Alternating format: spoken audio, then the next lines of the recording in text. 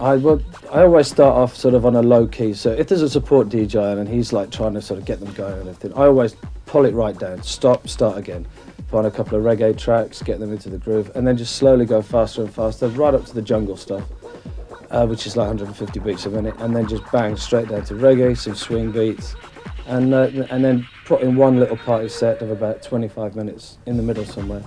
And I think one of my sort of trademarks is that I always leave them, I find a record that just finishes dead, and then I just pump them up right to the very last minute, and then bang. And that's when, it's a bit of a trick really, because they all give you a big round of applause then if you finish on a high.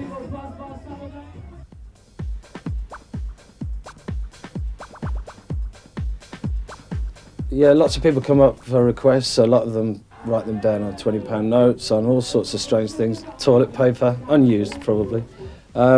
Especially at places like the Hippodrome, because you've got a lot of rich foreign people, Arabs, etc. And they try and bribe you with money and stuff, and I never ever take money off them. No, and I always do try and do, I'm not the kind of DJ who says, yeah, I'll play it later. If I'm not going to play it, I'll tell them straight I'm not going to play it. It's not what we do here. But I always try and accommodate those. It's just, the thing that really annoys me is when they come up and say, I've lost my friend, I don't know where my friend is. And you go, so I never do those sort of, so-and-so meet so-and-so by the front door. It's just, because that's just one person out of the 3,000 people that are there. That doesn't mean anything to anybody else. Sometimes you get a couple of people who come up, and if they're mob-handed maybe on a stag night or something, and they want to hear some tune that A, you haven't got, or B, you just don't want to play, they can be really, really persistent. But I think if you tell them right from the start, no, I'm not going to play that track, they usually sort of go away. There's been a couple of occasions where we've had to have people thrown out and stuff, but that's few and far between. But a lot of them you can accommodate.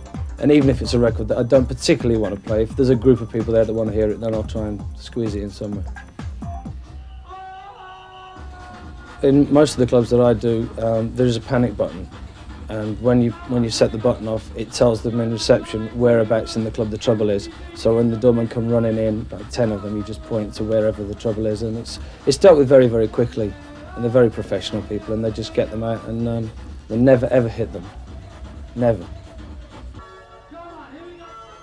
I think the relationship between the bars manager and the DJ is quite important, because he's the one who sort of plays with drink all night, firstly. But secondly, obviously the whole point of being there is that they actually, you have to make money on the bar. That's the thing. You know, mostly you get a lot of free tickets to get in, etc. So they make a huge markup on drinks.